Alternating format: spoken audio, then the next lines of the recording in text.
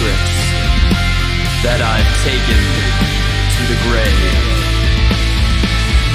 Time and time again, with no soul to be saved.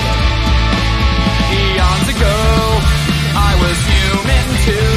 I knew how to love, and I had things to prove. My famous pride, and I faltered well into the abyss. And in this hell I dwell forever. Hate me, berate me, now face me. I'm just like you, so hollow. We wallow, I follow our destinies. We came here, and all that you hold dear will crack and fall. Don't fight this, it's useless, so fruitless. Your destiny.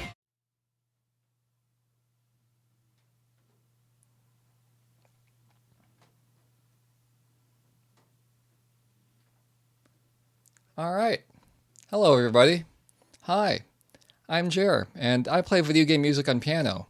But first, I'd like to thank vgmtogether for inviting me to present and whatnot on humor and video game music. Oh, Kino, Kino, did you hijack my stream? All right, let me fix that. Let's try that again. Hi, I'm Jer, and I play video game music on piano. Except it's not a piano, it's a keyboard. I'm also the founder and editor-in-chief of vgleadsheets.com, a website devoted to making video game music and video game and music education through video game music more accessible for everybody. However, today, I'm not here to talk to you about lead sheets. I'm here to talk about humor in video game music, because musicians are a really interesting, quirky set of people. We're going to talk about different ways that composers, performers, and musicians of all kinds entertain and amuse their audience, but probably more than anyone, themselves. So, when putting this panel together, I had to figure out how to even define musician humor. I had a bit of trouble with this. So I decided to look at what humor is. Also, hi everybody. This definition of humor that is straight from Merriam-Webster's dictionary website. The definition that makes the most sense to me here is the mental faculty of discovering, expressing, or appreciating the ludicrous or absurdly incongruous, or the ability to be funny or to be amused by things that are funny. And I read this and I was like, what does incongruous mean? Because I don't know. So I looked it up. And apparently, incongruous means not harmonious, not conforming, disagreeing, inconsistent, or unsuitable. And it's like, okay, I think I can go with this. Makes perfect sense. So, if I were to talk about musician humor, to me, musician humor is odd musical associations. It's making the listener hear things in unexpected ways. It's things that make life interesting for musicians, And of course, the good old bait and switch. So, that being said, let's get to our first topic. Odd musical associations. So, I want you to type into the chat, what thoughts and feelings does this music evoke? Let's see what you got.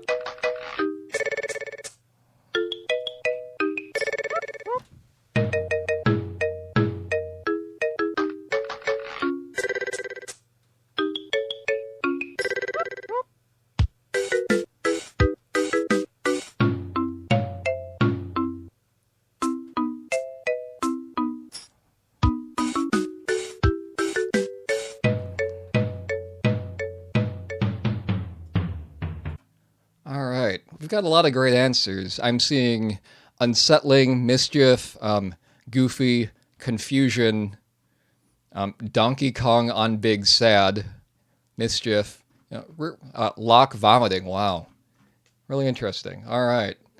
And, that was Final Fantasy VI. The track is either called What with 2 question marks or just question marks depending on the translation you go by. And can you just like imagine, like when I think of that song, I think of confusion. Because confusion, for some reason, is kind of inherently funny, even though it's not funny when you're the one who's confused. But can you imagine asking a composer to put confusion in musical form? It's bizarre. It's strange. It's weird. Like, how do you convey that musically? How did Mr. Nobuo Uematsu do that? And I looked into a bit. Now, if you look at the track up here at the very top, it's got no chord. The harmonies don't really make a whole lot of sense. And I kind of tried to figure out what was going on here.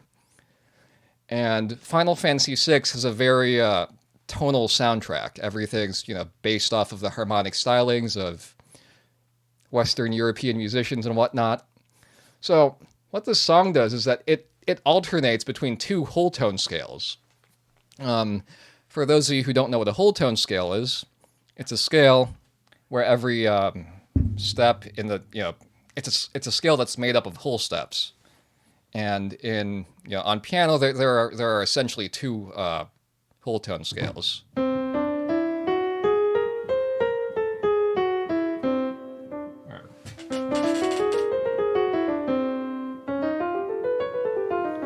It's those two. And the song doesn't really have a home, the way that a lot of other songs do. It doesn't have a tonic or anything similar. So I thought that was really interesting. And that's exactly right, Graxinov. What you probably know the whole tone scale the most for, let me go way back and try to remember what the whole tone scale is for.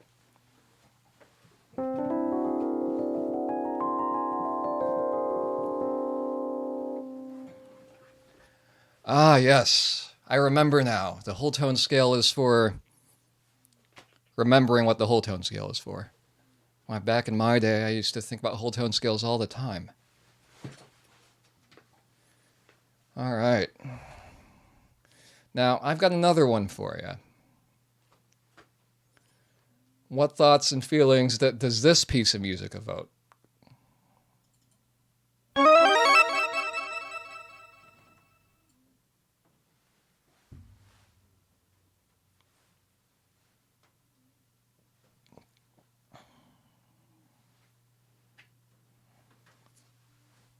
I'm seeing surprise, shock, tension, startled, alarm. Ew, heart attack. Oof, I'm sorry. And this was, with two question marks from Chrono Trigger. And again, being able to convey this very unpleasant emotion through music, it's kind of funny. But I'm just trying to create the case that you can establish the way you feel with, music. Nobody likes being confused or startled, and that track just seems to do it. Now, how does it do that? Well, that entire thing, it's just one big it's one big diminished seventh chord. And the thing about a diminished seventh chord is that it's made up completely of tritones. You've got one tritone here, and you've got another tritone right here.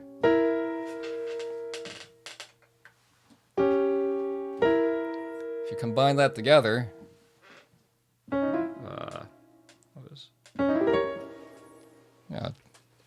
doesn't sound very pleasant. You can't really get more dissonant than that.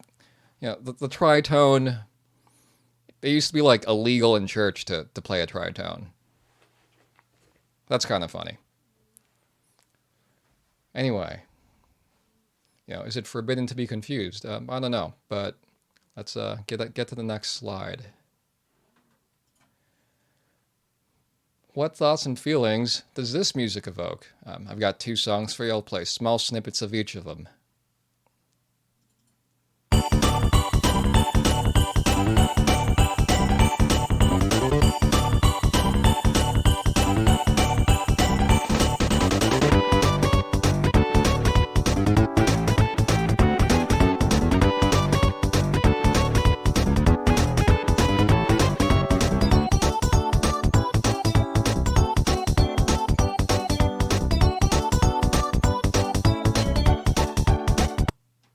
got one more for you.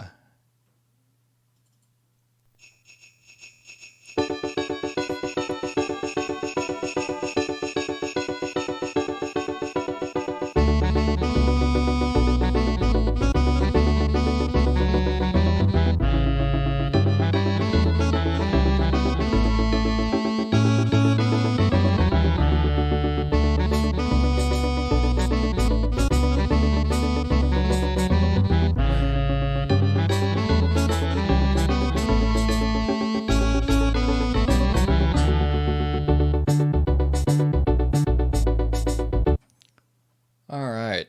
Now those tracks. Well, first off, I see a lot of good responses. For the first track, I'm seeing "Snowy Day," "Festive," "Joyous," "Giddiness," "Snow," "Christmas Chill," "Discount Winter Wonderland," and then for the second track, I'm seeing Mariah Carey, "American Holiday Capitalism," "Legally Distinct Christmas Sounds." It's good stuff. Those were Walrus Cove from Diddy Kong Racing, composed by the one and only David Wise, and Jangle Bells from Donkey Kong Country 3. Oh, yes, all you want for Christmas is juicy chiptune sound fonts. Very good.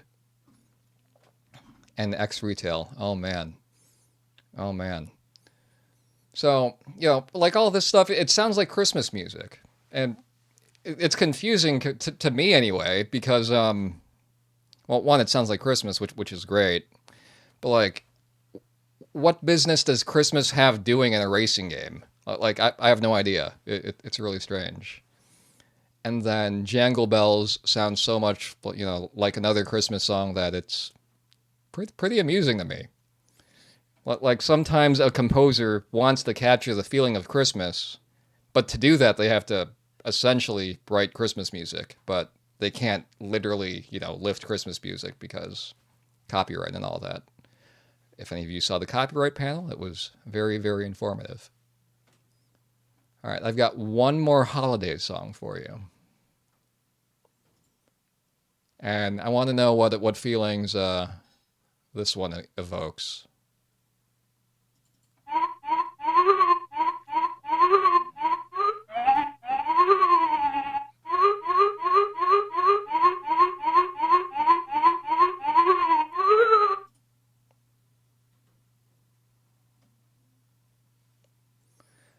I'm seeing spooky, terror, Napster, ghost whistling, dolphins, haunted piano,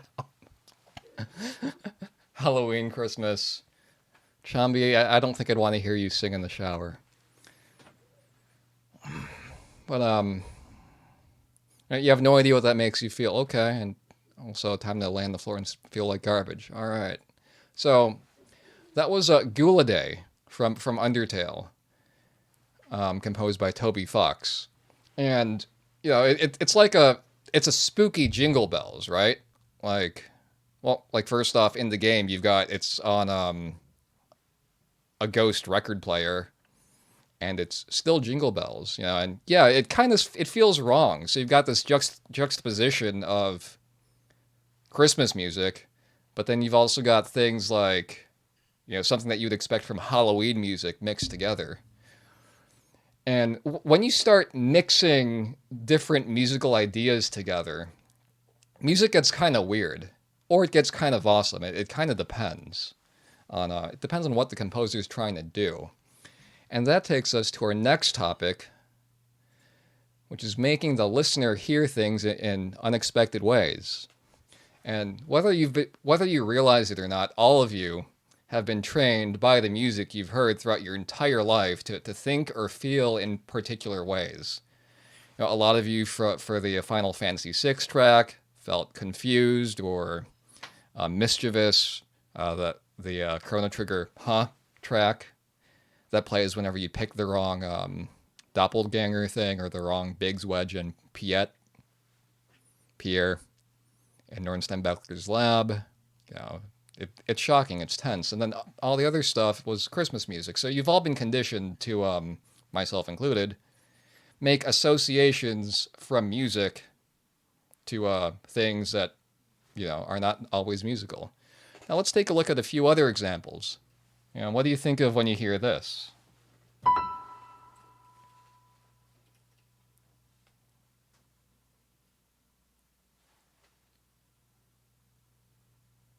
Then what do you think of when you hear this?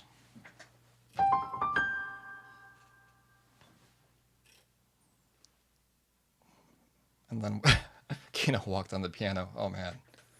But then there's also this one.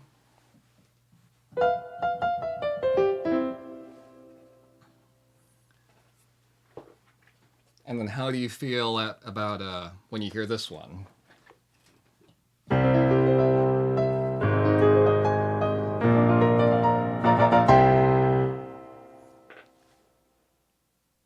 All right. What about, let's see who gets this one.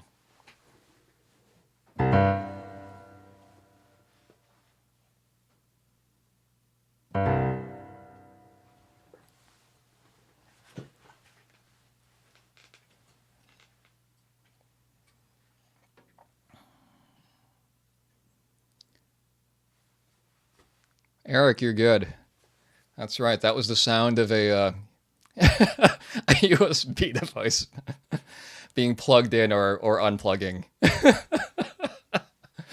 Oh man. All right. So this whole association of musical ideas with other things brings us to our next topic, which is leitmotif, or leitmotif, however you say it. And what that is, it's an associated melodic phrase or figure that accompanies the reappearance of an idea, person, or situation, and it was made popular by Mr. Richard Wagner with all his operas and whatnot. All those things that music already represented something for you, and this is something that we kind of take for granted now because it's all over movies, it's all over music, it's all over TV, it's all over video games, and just the fact that you can associate music with a person, a place, a thing, an event, a feeling, it's pretty amazing. That's right. That's right. If you're watching Arrows and Sigma Beta's panel, they were all about that, which is why Final Fantasy XIV has a great soundtrack. And it's free up to level 60. So, what thoughts and feelings does this music evoke?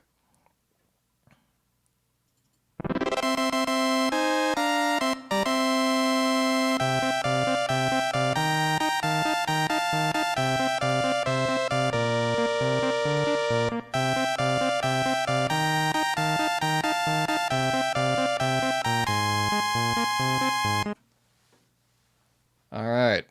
Now, what about this one?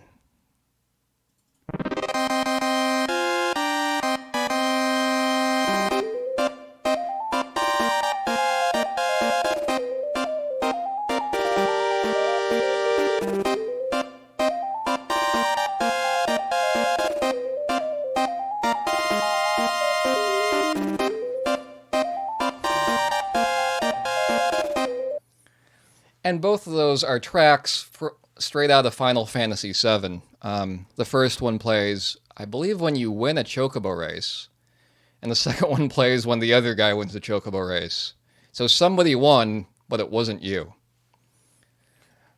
That said, the ability to just swap back and forth from major victory theme to minor victory theme, and it just evokes an entirely different set of emotions. That's super awesome, I think. So, I want to know, what thoughts and feelings does this evoke?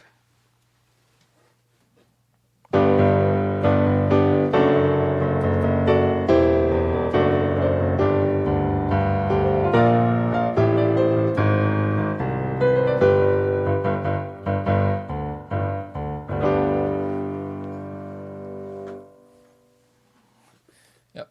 Oh, come on, you. All right, adventure, courage, hope, triumphant, journey. All right. Oh, come on, you faithful. Very good. For some of you, it might invoke feelings of thievery and stealing. That's right. I was expecting somebody to say that. And, That's great. That's awesome. Yeah, it's heroic. It's all Indiana Jones-ish.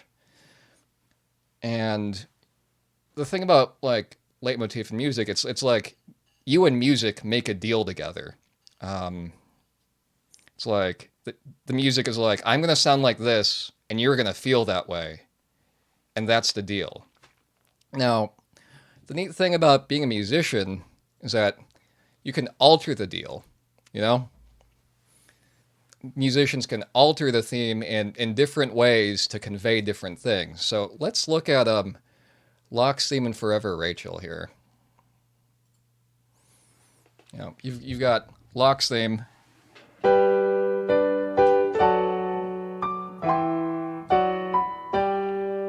And then the second half goes but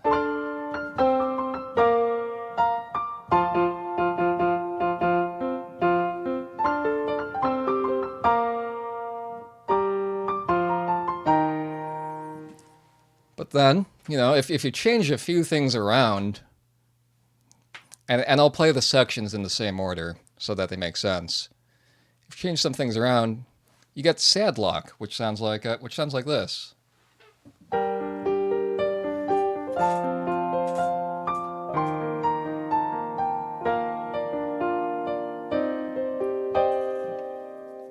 And then the other part of the song goes you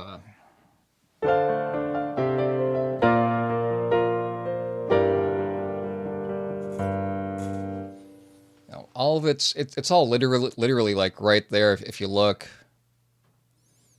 The patterns are the same. You've got, you know, this note jumping down here and going back up. It's happening both ways, and it's super neat. The only things that are really different is that, you know, on the left we've got G major, and on the right we've got G minor. And a lot of the time, when people talk about music theory and that sort of thing, swapping from minor and major, you know, it sounds really complicated, maybe, but it's not always super complicated. You just kind of apply a different set of rules. You know, like here, if you look at the key signature, there's no F sharp, and there's just a B flat and the E flat. So in a way, that's really similar to in the English language. If you want to make, you know, some words plural, you know, if the word ends in a vowel, you add S. If the word ends in S, X, CH, or SH, you add ES. If the word ends with an F or an FE, you take that away and you make it a V and you add ES. You kind of just apply a different set of rules. And in this case, you know, you make all the F sharps, F naturals. You make all the E naturals, E flats. You make all the B's, B flats. And then it sounds sad. Kind of funny. But it's also really cool. But, you know, as with anything, pray I don't alter it any further. You know, like, that Gula Day was kind of weird. And musicians, you know, like I was saying earlier, we're kind of a weird people in that we think some things are funny. I think that Jingle Bells, that Gula Day is extremely funny. That's just me. You know, and applying these kinds of tricks with major and minor, I think they're hilarious. You know, like I can do some of this stuff.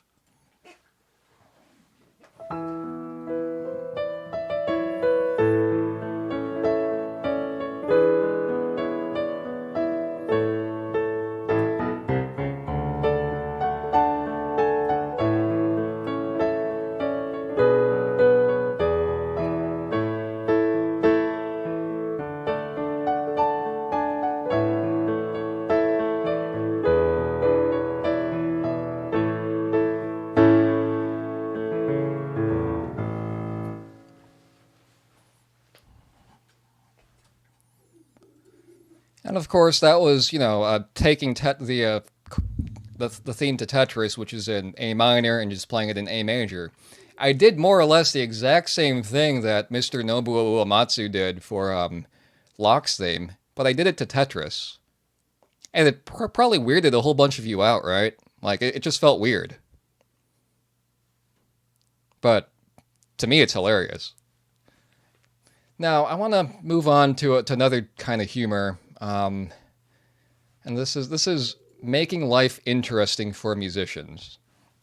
And the avenue for this is sheet music, because when you're a musician, you have to do whatever the sheet music tells you to do.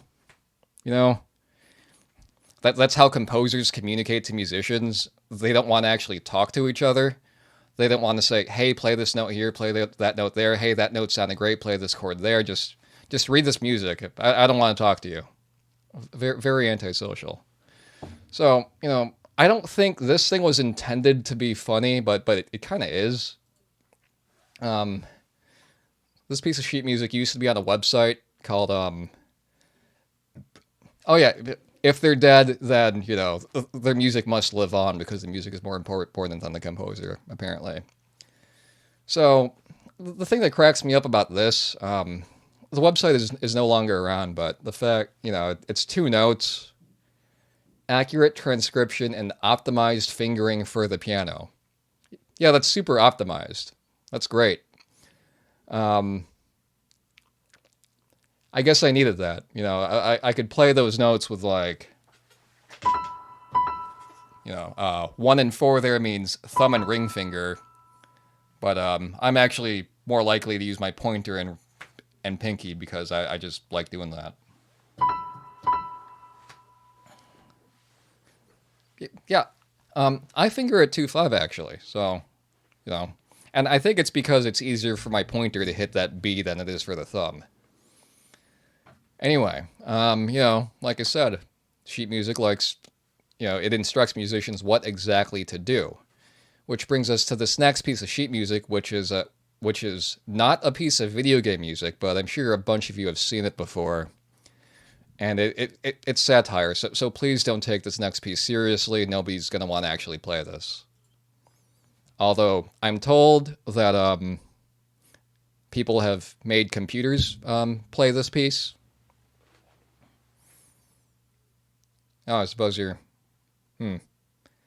Yeah. Yep, that thing. Now, if somebody were to... I do think that there is a video game music equivalent of this. And it's this, the title screen to this game. It sounds like this.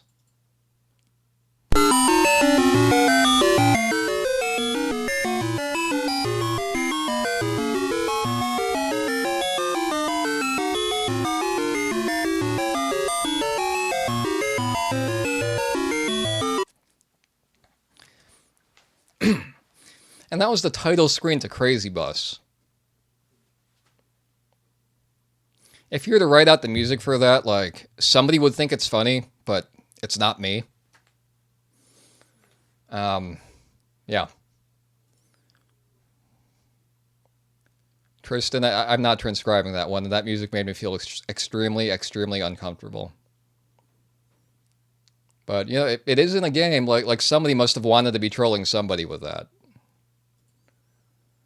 Now, another kind of meme that people like doing, and I don't understand why people like doing this one. Like, if it's somebody's birthday on Facebook, you'll like send them a happy birthday piece of sheet music, and it's gonna look like this.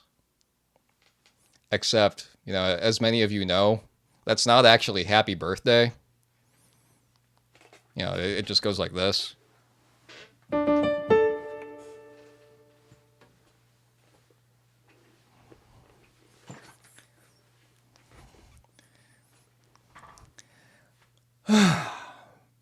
Now, if I had a penny for every time somebody asked me to play Megalovania on stream, I'd probably be rich or something. But people do this. It's a way of trolling people who know how to read music. And it's really amazing that you can see just those 4 notes and just that rhythm, and immediately Megalovania comes to mind. Now, as you can see, there's kind of a theme that I'm going to. But first, what thoughts and feelings does this next piece of music evoke?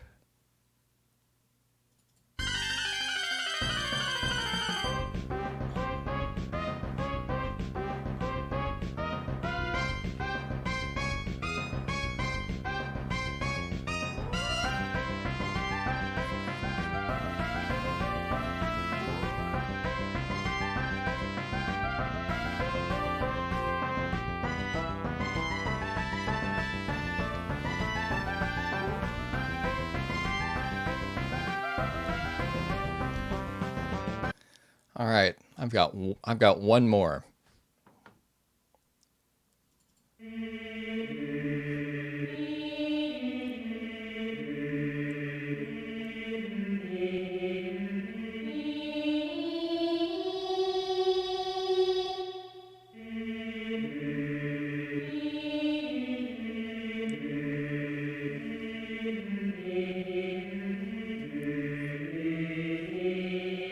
All right.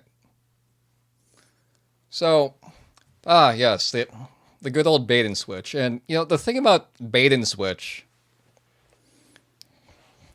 is that it's legitimately a part of internet culture. Like, you know, back when I was on AOL Instant Messenger, like 15, 16 years ago, I guess it couldn't have been that far. It's maybe more like 12, 13 years ago. Like, people would send each other links and they would just take each other to places where they said that the link was not, you know? Like, you click on the link and then all of a sudden it's hamster dance or something worse. You know, but to be able to do that musically, I think is, you know, its own kind of art. It's hilarious. It's great. Oh yeah, YTMND was also very funny. So, you know, a brief history of Silva Gunner. Silva Gunner was a YouTube account that would post video game soundtracks. As you would imagine, that account got taken down due to copyright infringement. The channel was reborn again under the name Gilvasunner, and that account also got taken down due to copyright infringement. And then, you know, on January 9th, 2016, which unfortunately was not a Tuesday. I really wanted to say, you know, like, but for me it was Tuesday. But it's not a Tuesday. It was a different day of the week. So some guy created the account GI capital I VA Sunner to host high quality rips, and that account got taken down on April 6, 2016. And then they moved over to a different YouTube account, SII VA Gunner, and they continue to post high quality rips to this day. And you know, they're all really annoying, but they're also works of genius at the same time, I think. The idea behind, you know, the guy who did the original one, the Pokemon battle one, it was like unreleased Pokemon battle theme or something. A guy named Chase the Chat, and he said the idea was, so even if it's not the thing you expected, it was something good. And these guys are like able to reproduce the original exactly, but change it just enough to, you know, catch you off guard. It's pretty neat. Now, there are ways to do this, like on the fly musically, which I think is kind of awesome. Now let's look at the gourmet race.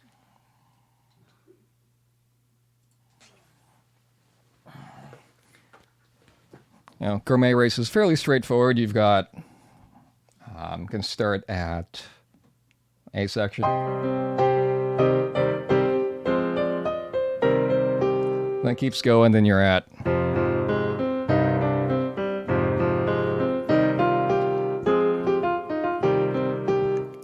And then you get to the fun part. Well, it's fun for me. The part that goes.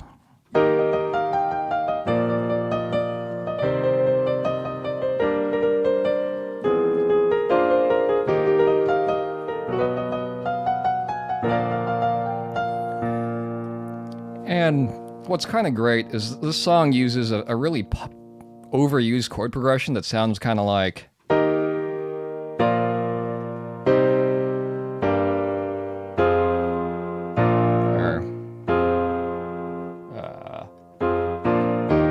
Kind of falls apart there, but that first part, it's great because you can go.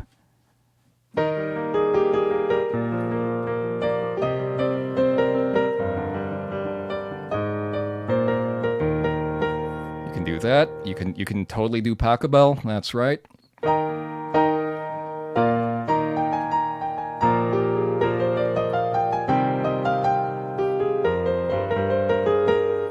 You could find lots of things, and just being able to recognize these patterns in music, you know, realizing that the chords are the same, you can just swap melodies in and out, and being able to make those connections and realizations, you know, it's a great way to put music theory to practical use. Super, super neat. And sometimes that sort of thing isn't isn't even intentional. Like this one guy, way back in 1995, he wrote some music that came out in a game that goes kind of like this.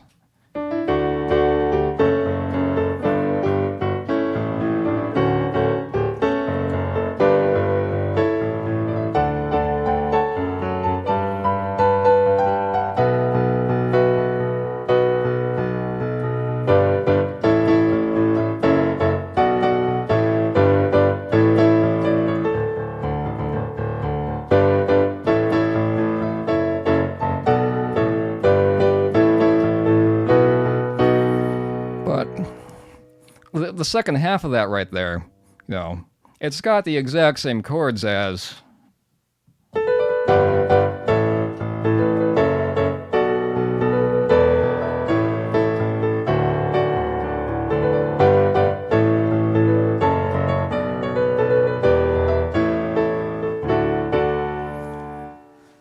And sometimes it's just a complete accident, like Yasunori Mitsuda, had no idea that he was doing that.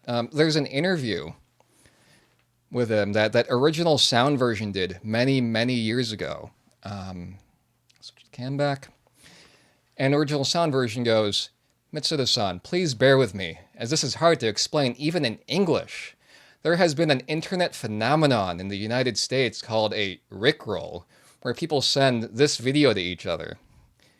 This is a big internet prank or joke, and some game music fans notice how the background melody sounds really similar to Robo's theme from Chrono Trigger, calling Robo's theme the first Rickroll. It's this big internet joke. I was hoping you could comment about this, and about Rick Astley's song. Do you think this is funny? And Mitsuda's like, this is certainly the first time I've seen this. I'm surprised. That's the first I've ever heard of Rick Astley. And it's interesting that such a phenomenon is happening in a different country. Thank you for your time. Like, he had no idea. Sometimes these things just happen.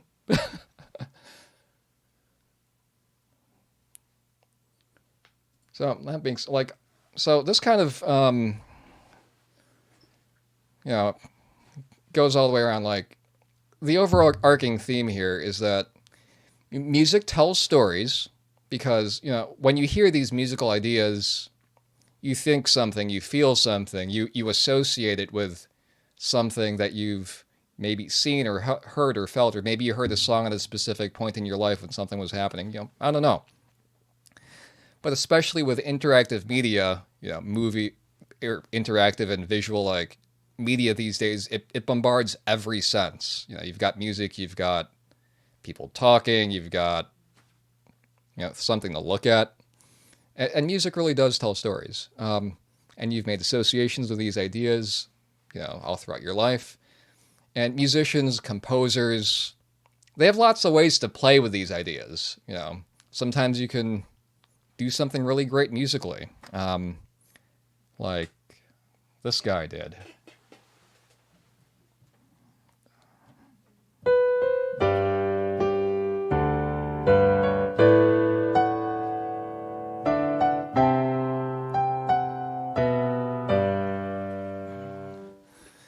Being able to do something like that is a really awesome way to tell a story and intertwine some melodies together. And I'm not going to say what that is because it might be a spoiler for some people. But they can also use those same tricks to just kind of mess with your head quite a good bit. And if there's anything that, and if none of that sticks with you, I hope that you've realized that musicians just kind of have weird senses of humor sometimes. But of course, since the last thing that we covered was bait and switch, there actually was another much bigger bait and switch. And, this panel was entitled Humor in Video Game Music.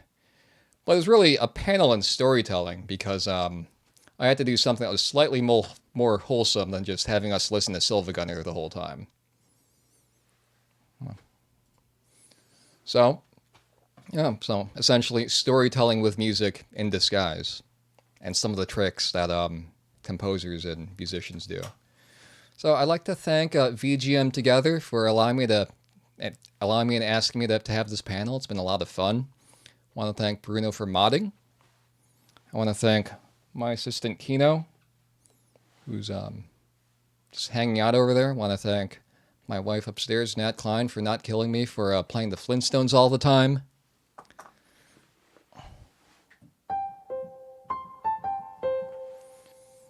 And just the entire video game music community. It's been great. And for those of you who saw the Paper Mario video,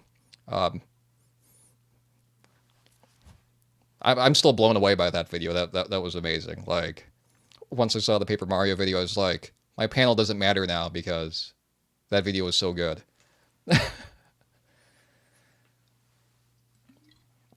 Anyway, that's it for the panel. If you want to catch more of this stuff or have me troll you in some ways or just listen to some music, you can catch more of me on Twitch over at https://www.twitch.tv/jer_roque.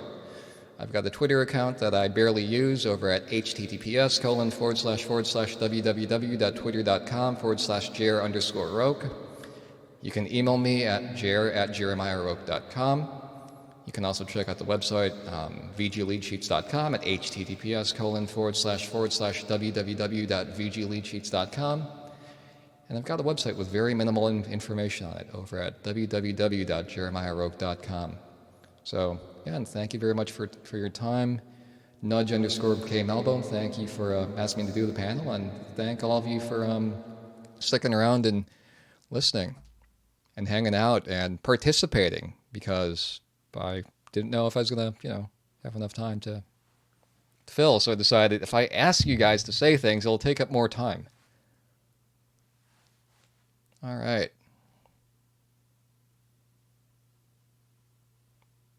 That's all I got. But since we've got 3 more minutes left and I'm still here,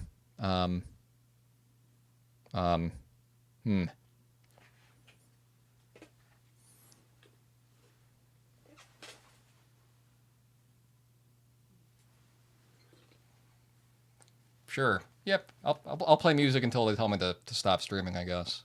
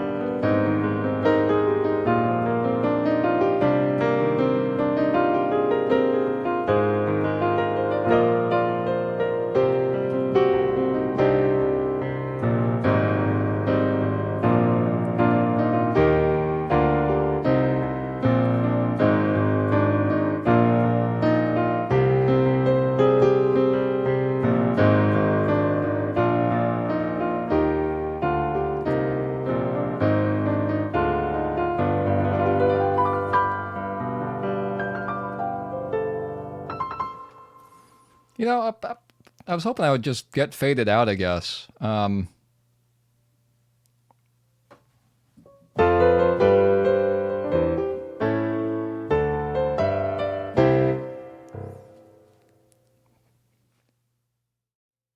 There's no, that's right. There's nothing after me.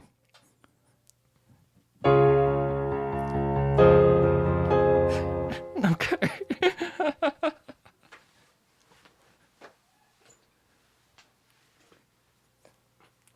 Wait, I'm back? Oh.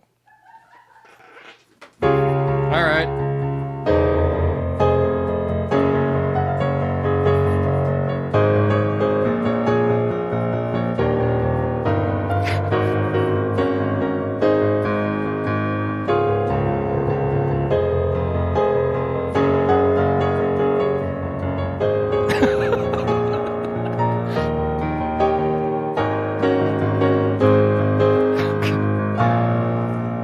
Okay, wait. No, everybody, stop what you're doing and look at the hammer.